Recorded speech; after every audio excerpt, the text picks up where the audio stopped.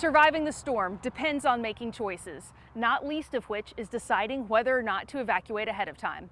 One Sanibel Island woman decided to stay on the island, a decision she regrets today. 10 a.m. Tuesday, September 27th, 2022.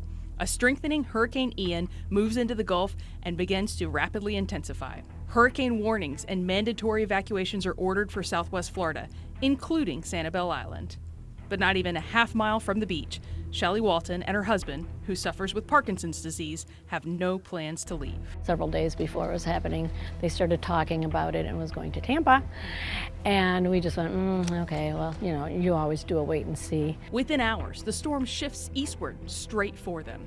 From the mainland, Shelley's son begs them to evacuate. But we kind of were on the fence at that point, and because we'd left for Irma, and ended up in the eye of the storm. Plus, Shelley's husband Rob had stayed during Hurricane Charlie. You make those calls on all of your past experiences. Ian was now a major hurricane with a huge storm surge. And then they kept talking about the surge, and well, we have not ever experienced the surge. And this mythical surge they've talked about all through the years, we're like, oh yeah, the surge and the boogeyman surge. Again, her son urges them to leave. My son was just awfully worried about it. It's just like, oh, it's coming, you know, leave, you've got to leave. But it was too late. Ian had arrived. The surge is real. It's actually coming in our garage door. The couple retreated to the attic above the garage. Shelley thought about her son's warnings. She thought about her baby granddaughter. They tried to reach out to friends. At one point I did text them and say, we're in trouble.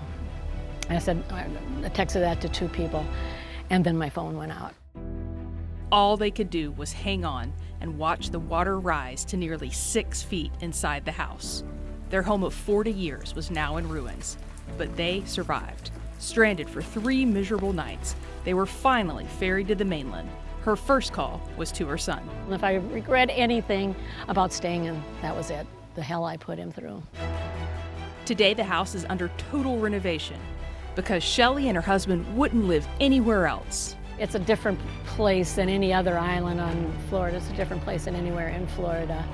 And it really appeals to the heartstrings. And in the long run, I was just like, I can't leave this place. If you could go back and talk to yourself, what would you say?